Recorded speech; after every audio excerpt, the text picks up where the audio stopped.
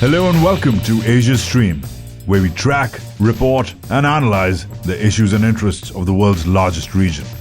I am Wajahat. Today's episode, the Afghanistan Problem Set. What was once America's longest war has rapidly deteriorated into the world's worst humanitarian crisis. Just 5 months after the final American soldier left Afghanistan last summer, the country is in tatters this winter. Millions face starvation and death. Women and minorities are threatened, and terrorism is resurging. Meanwhile, international sanctions, drought, and COVID have forced the country into an economic freefall.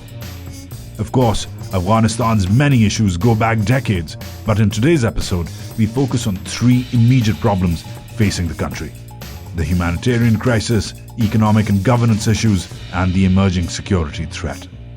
It's quite a show, so strap in to understand the story of Afghanistan after America. You're listening to the sound of Asia, streaming in your ear.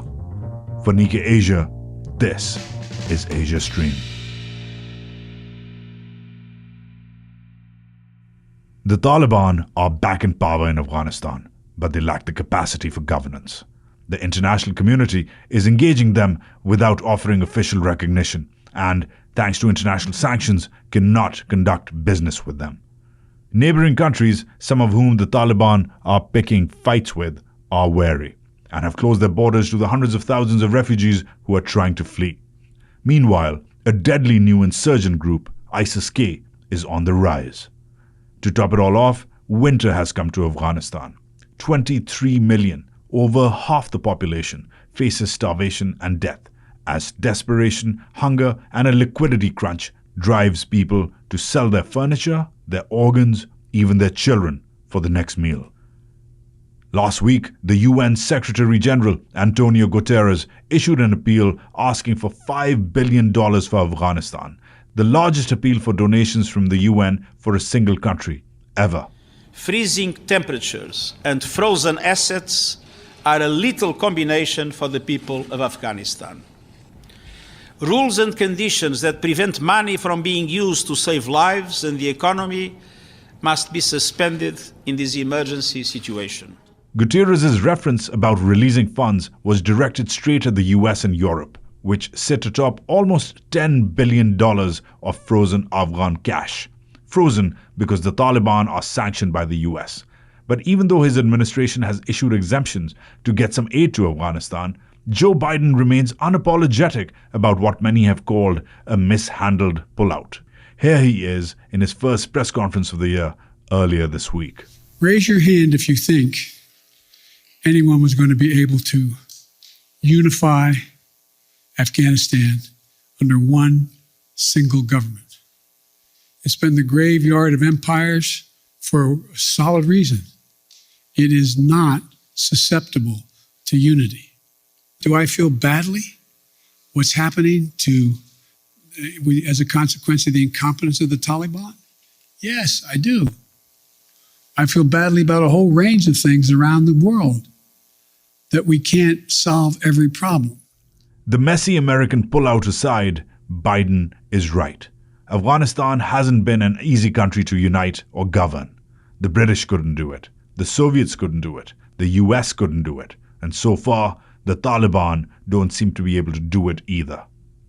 But with the world's worst humanitarian crisis underway, deadly new terrorist groups on the rise, and a complicated geopolitical chess game that involves everyone from China and Russia to the Indians, the Pakistanis, and the Iranians, the stakes today in the Afghanistan after America are different. They're higher. Here's Asia Stream's Monica Hunter-Hart investigating Afghanistan's most pressing problems.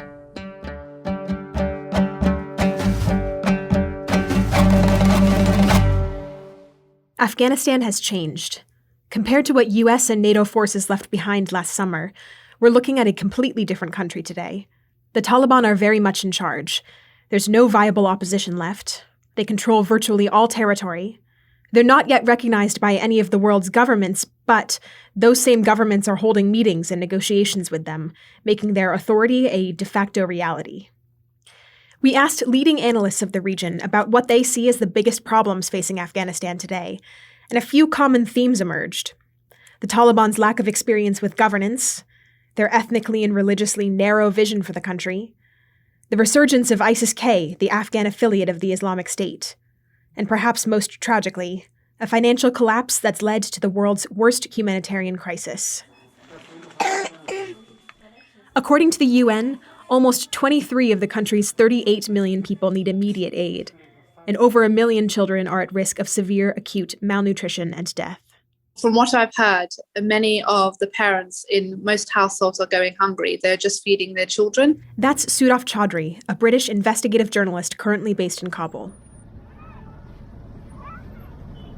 The streets of Kabul, they are busy. People are trying to earn a living in whatever capacity they can. You see young children selling whatever they can in order to earn a few Afghanis. She explained what she's witnessing as people try to make it through the harsh Afghan winter. Afghans are having to live with 1 hour of electricity a day. Many people are burning whatever they can get their hands on. There's a lot of plastic being burned, so it's very, very hard to breathe in the city because the pollution levels are slowly starting to rise. And the reality is people are cold. She described hospitals that are running short on supplies and staff who haven't been paid in months. Very, very premature children are being born because mothers, they haven't had access to a good diet in many months. So they're giving birth prematurely, and a lot of children are sadly dying because there are not the resources at the hospital for this. Here's Bilal Sarwari, an award-winning Afghan journalist who was one of the 667,000 Afghans forced to flee the country last year. People are in great pain. And we see examples of such poverty when an Afghan family tries to sell their daughter, or Afghan family tries to sell their young babies, in order to survive. And the pain that those parents must be going through is what I think breaks my heart, because this is a sign of desperation. If someone is not that desperate, they will never sell their babies. Sometimes they're sold, sometimes they're just left. Poverty is so extreme that we're now hearing countless examples of people literally like dropping their baby daughters and sons into mosques because they cannot feed them. And this is unprecedented. Even when Afghanistan had the Soviet invasion, we didn't see this. But the story of Afghanistan after the American withdrawal isn't just a humanitarian one. It's also one of capacity and governance. On the economic front, since we regained our political independence, we need to bring our economy back on its feet. We're going to jump back and forth now between a few of the region's top analysts. All of them agreed that the Taliban don't seem able to handle a crisis of this magnitude. The Taliban's only experience with governance came when it was in power for a few years, the end of the 90s until 2001, when essentially swift, strict, brutal forms of justice, that's what animated its governance model. You don't have prudent macroeconomy experts in the ranks there to think about how to address a huge economic crisis. That's Michael Kugelman, Deputy Director of the Asia Program at the Wilson Center in Washington, D.C.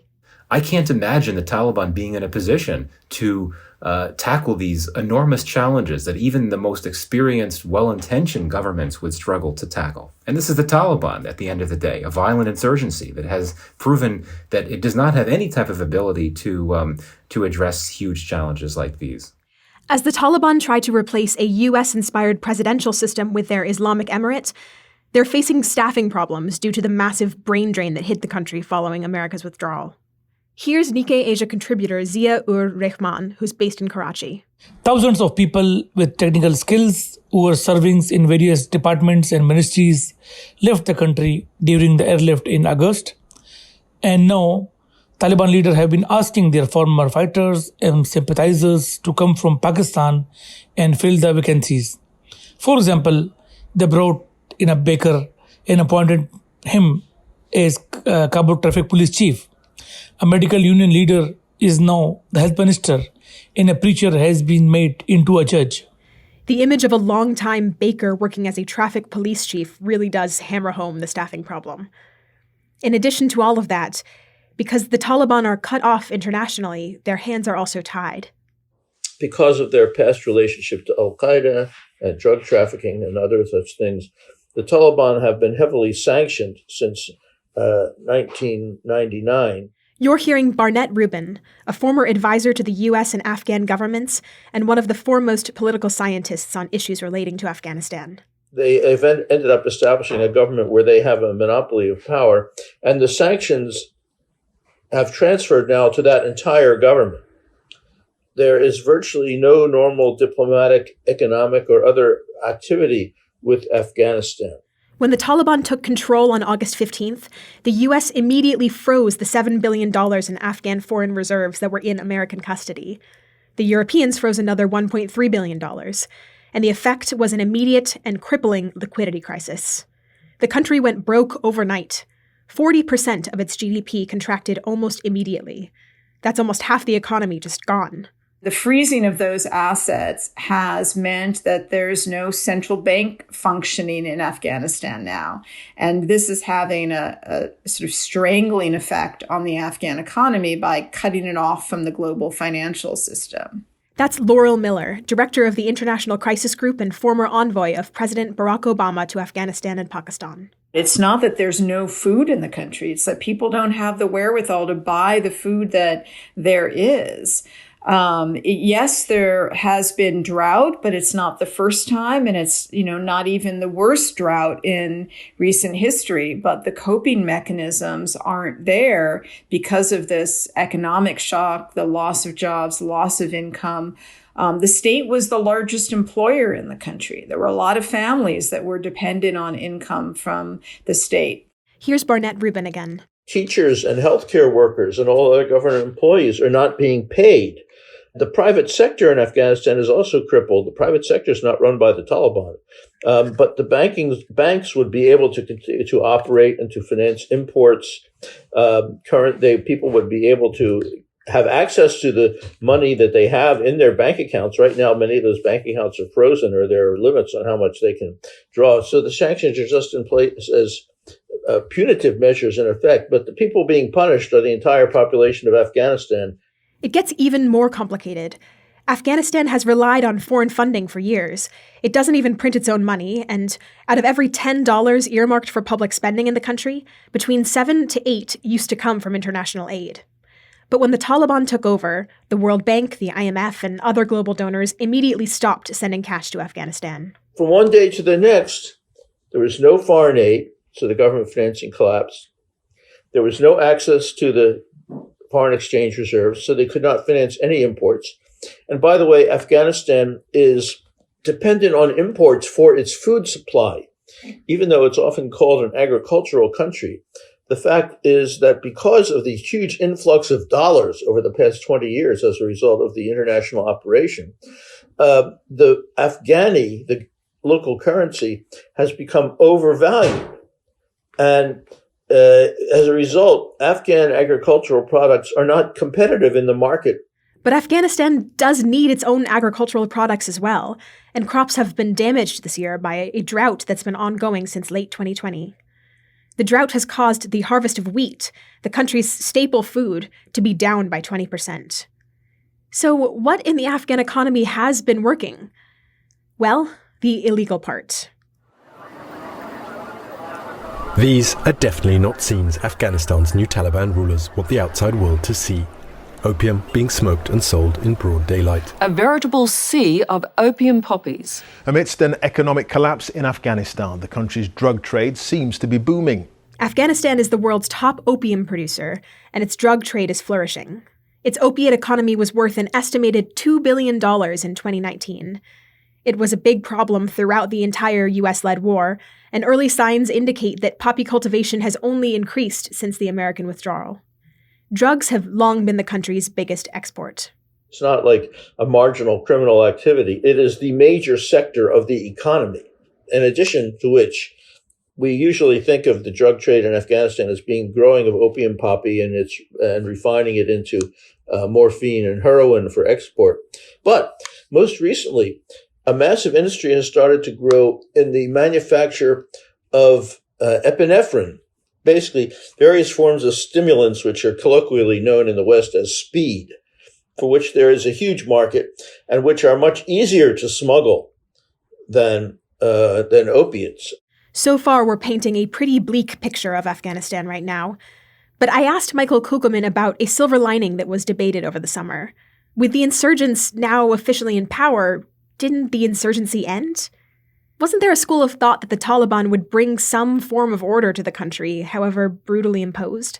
You don't have the horrific levels of bloodshed that you'd had, not just for the last 20 years, but really the last 40 years, because Afghanistan had pretty much been in some type of war since the Soviet occupation in 1979. But what I worry about is several things. One, Islamic State Khorasan is the main threat of violence in Afghanistan. You could argue that the Taliban continues to pose a threat as a violent actor because it's a brutal force. It cracks down violently against peaceful protesters and so on. But ISK has not ended its violence for sure. Islamic State Khorasan, or ISIS-K, is a branch of the Islamic State in Afghanistan and Pakistan. It emerged from the main group in early 2015, right when the Iraqi-born ISIS was at its peak and trying to build an international presence. It's been emboldened in a negative way by the Taliban takeover. It doesn't want the Taliban to be in power, and it's going to do everything it can to try to undermine the Taliban and to try to push back against this idea that the Taliban has brought an end to the war, it's restored security, and that people can now live in peace. ISK wants to puncture that narrative by carrying out attacks. The Taliban are trying to convince the powers in the region that they are their ally in the fight against the Islamic State and do not threaten them. However, most of the countries of the region, and I say this from my conversations with Russians, Iranians, Chinese, and others, are concerned that such an unrepresentative government will inevitably lead to instability. So the Taliban say they want to fight ISIS-K and would like the international community to work with them. But while foreign governments are wary of the ISIS-K threat, they're reluctant to officially conduct business with the Taliban until they form a more inclusive government. Right now, there are no members from the old regime in the new one. Very few members of the government are ethnic minorities. The Taliban are mostly Pashtun, the dominant ethnic group in Afghanistan. And of course, there is not a single woman. You have to explain at every checkpoint, the male guardian that you're with, how you are related. That's Sudaf Chaudhry again, the British journalist in Kabul. She's describing a new Taliban rule that says that women can't travel long distances without a male relative.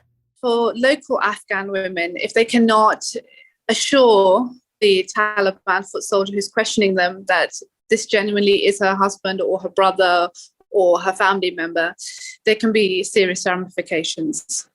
They would like women to remain indoors, not go to work, not receive education past the age of 12. And in fact, the Taliban have shut down schools for girls over 12, although the province of Herat resisted and reopened them. A Taliban spokesperson said that the schools would reopen at some point, but there's been so far no indication that that will actually happen. Here's Tuba Walazada, who works for Kabul-based Tolu News, one of the few media organizations not shut down by the Taliban. She described the toll all of this takes on her as a female Afghan reporter. متاسفانه بسیار احساس بد با ترس با اضطراب با هزاران فکر. When I go outside, my family is continuously calling me, asking, "Am I okay? Where am I?" In the morning meeting, it's really difficult for me to choose my story because I'm thinking about if it's pro-Taliban or against them. When I go home, I can't sleep due to fear because I've received many calls from their intelligence. When I go outside and cover women protesting, they're hopeless about their lives. They feel they're inside a cage. They don't see a bright future. They had many achievements in the past 2 decades.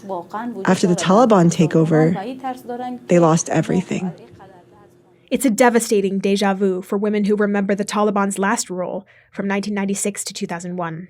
We do not want this generation to be like the previous generation of 1996.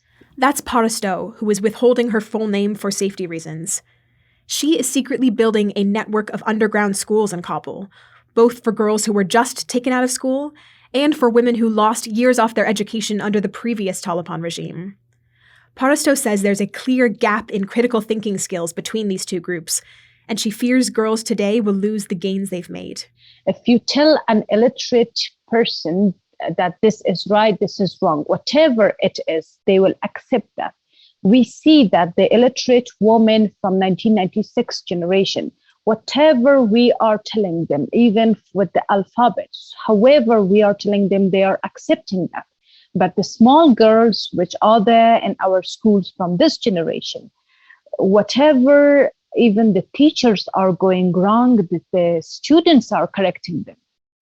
And the young girls, they are just saying that we do not want to have that disappointment as our mothers have. And most of them are just like, on the first days, they were just crying that we cannot go to school anymore. Parasto, what is it like to be a woman in Afghanistan right now? Well, what it is like that most of your friends, most of your colleagues, most of your relatives were killed by the people, by the terrorists, but they are now telling you that do this or do not do this. What does it feel for you if somebody stand in front of you while you're going somewhere to work or school and ask you that, where are you going? What it is like to stand somewhere just to for transportation, and the taxi drivers are not like giving you a lift, even though you are being late because you do not have the burqa or hijab thing. What it is like for you to have the fear of talking in the phone. What it is exactly for you to have lots of beautiful clothes in your closet, but there is no chance for you to wear them wherever you are going. After having the answer for all these questions, you will have the feeling of woman who currently is living in Afghanistan. The situation is like you are a dead body, but you are seeing everything and you cannot do anything about it.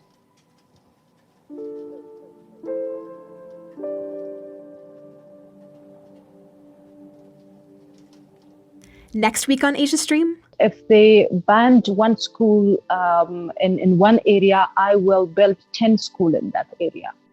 If they banned 10 schools, I will build 100 schools there. If they banned 100, I will build 1,000 schools there. How are the people of Afghanistan resisting the Taliban? How does the international community see the way forward? And how can the Taliban be pressured to improve human rights without financially crippling the country so much that Afghans starve? This week was the Afghanistan Problem Set. Next week, the Solutions Set.